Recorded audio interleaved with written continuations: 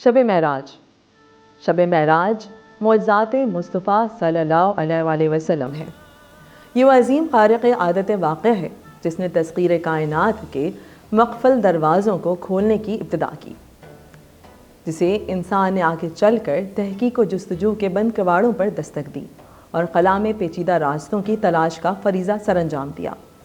رات کے مختصر سے وقفے میں جب اللہ رب العزت نے حضور اکرم صلی اللہ علیہ وآلہ وسلم کو مسجد الحرام سے لے کر مسجد الاقصیٰ تک کا سفر کروایا، بلکہ آسمان کے بلند مقامات کا سفر کروایا، اور آپ نے مدت و وہاں قیام کے بعد اسی قلیل مدتی زمینی ساتھ میں اسی زمین پر دوبارہ جلوہ افروز بھی ہو گئے.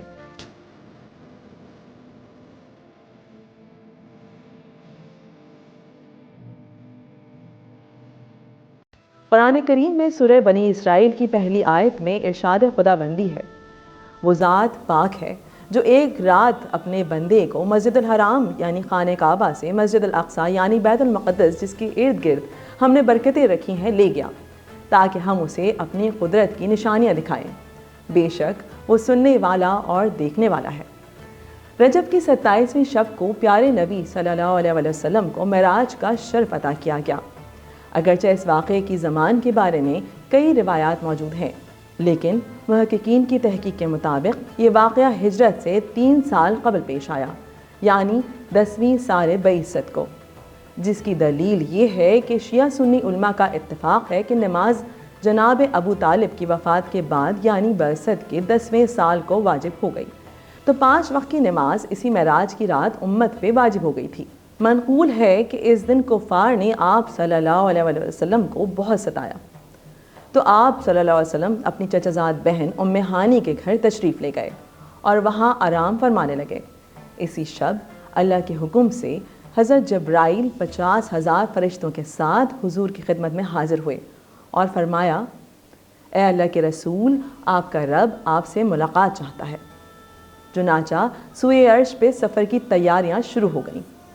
سفر معراج کا سلسلہ شروع ہونے والا تھا کہ رسول اللہ کی شان میں سواری کے لیے براق کو حاضر کیا گیا. اللہ کے نبی نے سواری پر سوار ہونے سے قبل کچھ توقف فرمایا. جبریل امین نے اس پس و پیش کی وجہ دریافت کی تو آپ نے فرمایا کہ مجھ پر تو اللہ رب العزت کی اس قدر نوازشات ہیں، مگر روز قیامت میری امت کا کیا ہوگا؟ اسی وقت اللہ تعالیٰ کی طرف سے بشارت دی گئی کہ اے محبوب، آپ امت کی فکر نہ کیجیے، ہم آپ کی امت کو پلسرات سے اس طرح گزاریں گے کہ اسے قبر بھی نہیں ہوگی. اس بشارت کے بعد نبی اکرم صلی اللہ علیہ وسلم معراج کے سفر پر روانہ ہوئے، جس کے ساتھ 50,000 فرشتوں کے سلام کی صدا سے آسمان گونج اٹھا. حدیث میں آیا کہ براق کی تیز رفتاری کا یہ عالم تھا کہ جہاں تک نظر کی حد تھی وہاں وہ قدم رکھتا تھا. براق کا سفر اس قدر تیزی کے ساتھ ہوا کہ جس تک انسان کی عقل پہنچ ہی نہیں سکتی. ایسا لگتا تھا کہ ہر طرف موسم بہار آ گئی، چاروں طرف نور ہی نور پھیلتا چلا گیا.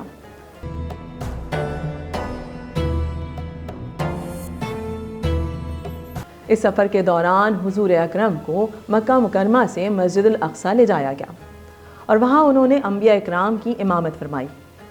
پھر آپ صلی اللہ علیہ وسلم آسمانوں میں اللہ تعالیٰ سے ملاقات کرنے تشریف لے گئے. وہاں اللہ تعالیٰ نے آپ صلی اللہ علیہ وسلم کو جنت اور دوزخ دکھائی. اسی سفر میں حضرت پر نماز بھی فرض ہوئی.